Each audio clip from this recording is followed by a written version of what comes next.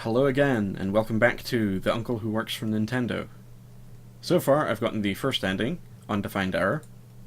You met the uncle who works for Nintendo. So today, I'm going to be looking at endings 2 and 3. Seeing as I can just restart from 7 o'clock in the den, it should be a little bit quicker to get these endings from now on. So as you can see, there's 5 endings. Each ending that's locked will give you a little hint as to what's going on. Things were a little weird here. Try to run, but it may turn out to be a game of hide and seek. Alright. One quick question then. Was your friend's father drinking beer at dinner? I'm not sure what I saw. Okay. So let's talk to Dave. Let's talk about games. You bring up the subject of fighting games, and very quickly you and Dave are involved in a slow-moving, not very serious argument about whether or not they're fun. An hour passes. In the corner, the grandfather clock is ticking softly. Yep, as usual. I think I might go to the kitchen.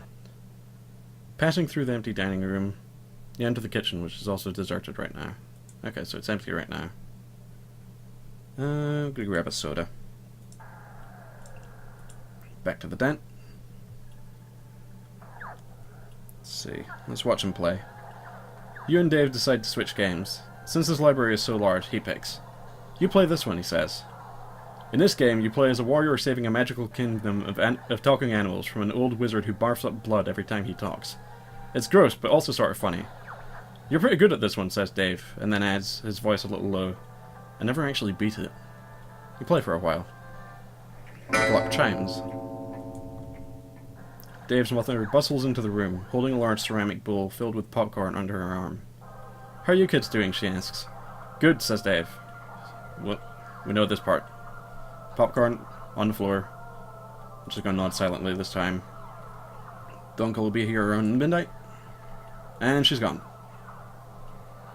So, let's further investigate this whole story with Mew. You'll have seen this one in the first episode. So, yes, Dave managed to get it. Uncle got a job at Nintendo. Oh. And you agreed. Snap out of your reflections. Let's see.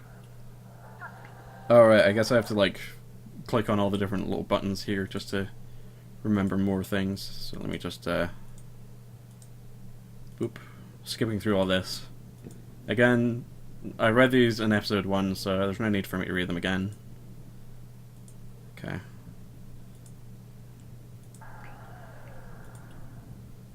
The clock chimes. It begins raining outside. Let's remember our own Mew. You got your own Mew, eventually. Another friend had a Game Shark, which you borrowed one day. You spent that entire night unlocking every Pokemon you couldn't obtain in your copy of the game or hadn't yet traded for. Including Mew. It didn't one-hit KO most enemies. It was incredibly weak, and you shamefully cheated the game further to make it strong enough. It even looked different from Dave's. Your Mew was small, even cute, standing there with its round, cheerful eyes. But when Dave's had wiped out everyone at school, it looked completely different, compact, snarling, fierce. You asked him why. What? He said. That had been here, in the den. David moved by then, but how long was that after the first storm, after he got Mew? You can't remember. Oh, that thing. It had been a while since anyone talked about Pokemon. Well, my uncle got me a special edition Mew, first of all, he said, smirking a little, but not looking away from the PlayStation game he was playing. That's why mine looked different. Second of all, mine can one-hit KO because it's the real Mew. You asked what he meant by that. Just what I said, Dave replied. You cheated and got a fake Mew, so of course there'd be problems, glitches and junk. You felt your cheeks redden. But not me, Dave said again. I got the real Mew, and only me. My brother was so jealous. Dave's brother. What about him? Why does remembering that comment make you feel uneasy? Snap out of your reflections. Let's see. I feel like you might have to go to the bathroom. Okay. Let's go to the toilet. You go to the bathroom and wash your hands. Are you done here? I'm sort of curious, because last time weird stuff happened. It's a linen closet, filled with large fluffy towels and washcloths. You're not sure why you looked in here. You finished? Shower. The shower is pristinely clean. Are you done here? Okay. You head back to the den. The clock chimes. Let's check the time. It's 11 o'clock. Let's talk to Dave about the storm again. Do you think this storm will be as bad as the one we had before? I don't know what you're talking about, says Dave. Wait, you don't remember? Remember what? The storm. It happened a few weeks ago. It was huge. It took down trees. Dave shakes his head. If it was important, I'm sure I would have remembered it. You fall silent. Let's talk about school again. Oh, same thing. An hour passes. You're in the den. The grandfather clock chimes the hour as Dave suddenly looks up from the 64. It's time, he says. Is your uncle here? Someone knocks at the front door. That's him, says Dave, standing up. I should go let him in. As he leaves his den, you realise you could follow, but part of you really feels like being scarce for a bit. Where is there to go? I'll try running to the kitchen. This passage does not exist. Alright. Yep, this passage does not exist. Alright, I'll run to the bathroom. You run down the hall to the bathroom and lock the door behind you. Or at least this could have been a bathroom. The walls are bare and white and there's no sink or toilet. There are some odd featureless white boxes that could stand in for a shower or a linen closet. You crawl into the plain white box that is about the size of a linen closet and close it behind you. From the front of the house, you can hear the front door slam open. After that, you don't hear anything except bad expression, child. The rain. No, not just the rain, but that voice in the back of your head, like, bad expression. I'm coming for you, child. Like something you can't even begin to describe. So you lock the door behind you, you hear it open easily. Something walks in. Just gonna close my eyes. If I can't see it, it won't get me. You're not sure how you're not sure how you know something is out there, because you don't exactly, oh child, hear it moving. But you know it's there, and you know it's stopped, poor child, right outside your hiding spot. It opens the door, even though you immediately realize it doesn't have any hands.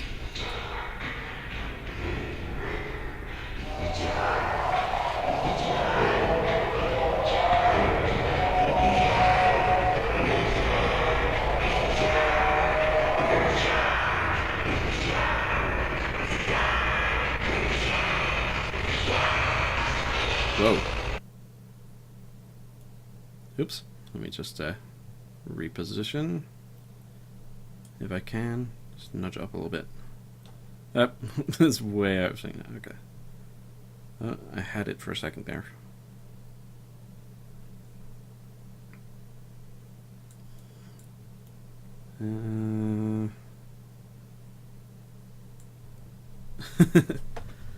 I've ruined it. Don't worry. How about this?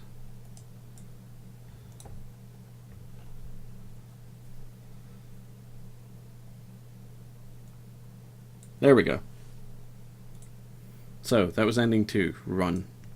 You tried to hide, but the uncle who works for Nintendo found you. Okay, and third ending. What's the hint for this? Yeah, it's definitely weird here. Decide you don't feel like spending the night. Call your mom and ask to be taken home. Be sure you have enough time for your ride to show up. Alright. Let's restart at 7 o'clock in the den. Was your friend's father drinking beer at dinner? No, he doesn't drink. Okay, so we'll just skip through this.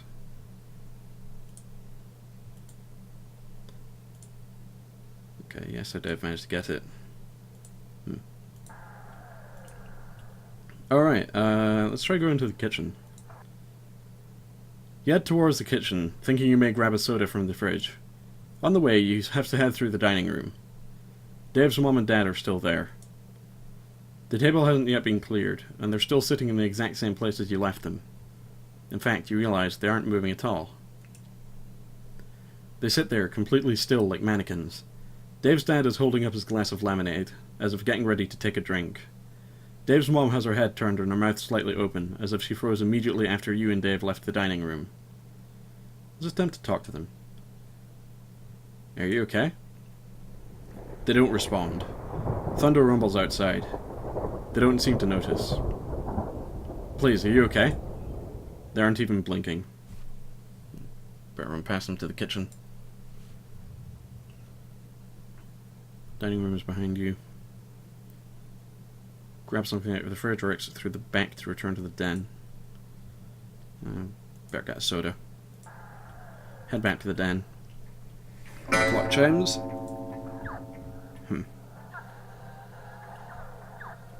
Tell Dave about his parents.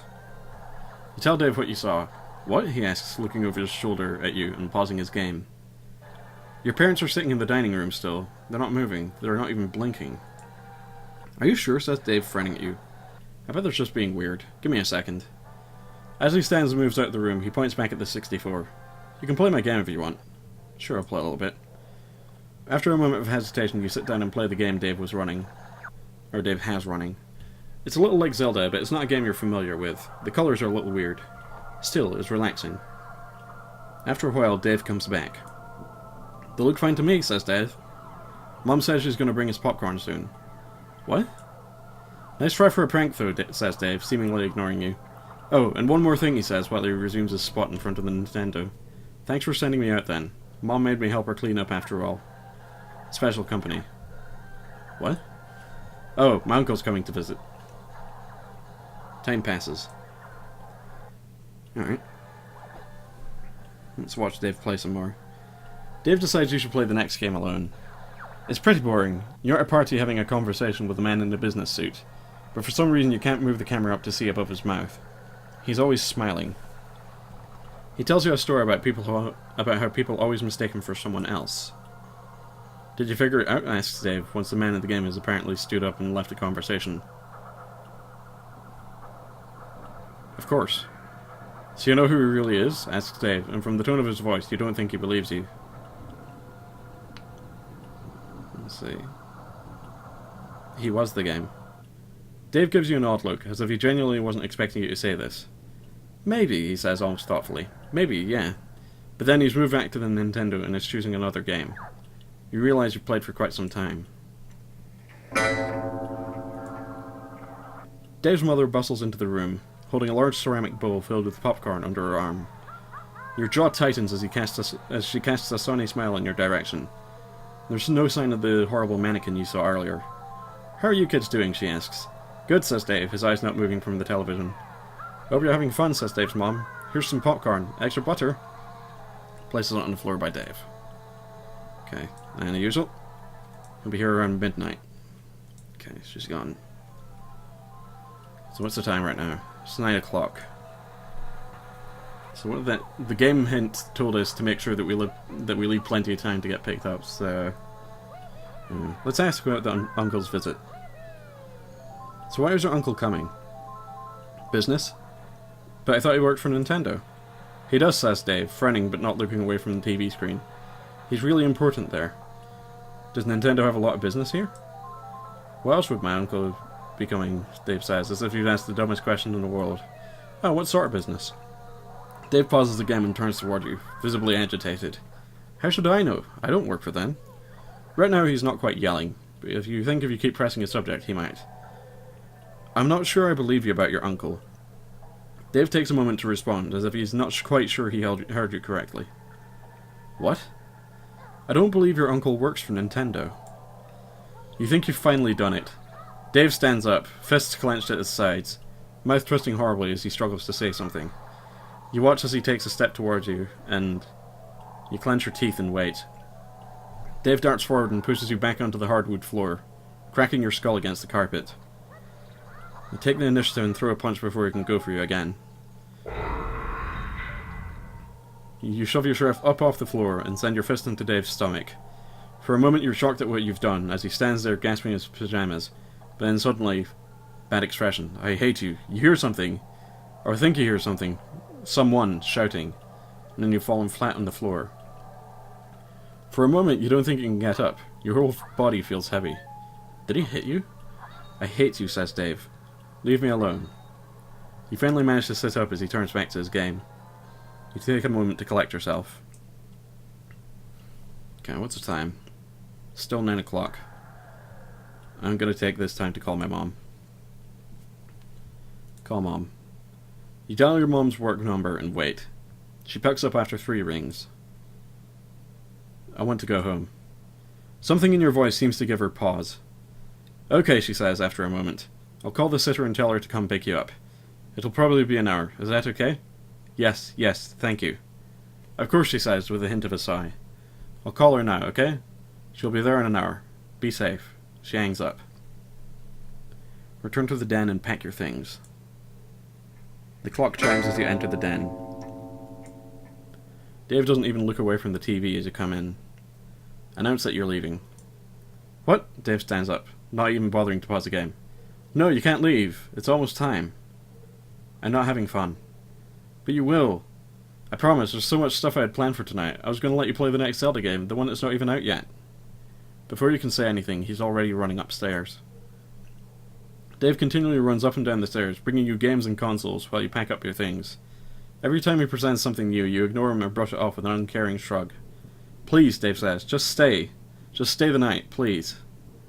Outside, you hear a car horn honk. No, you say, and with your night bag slung over one shoulder, you march to the front door and exit into the night.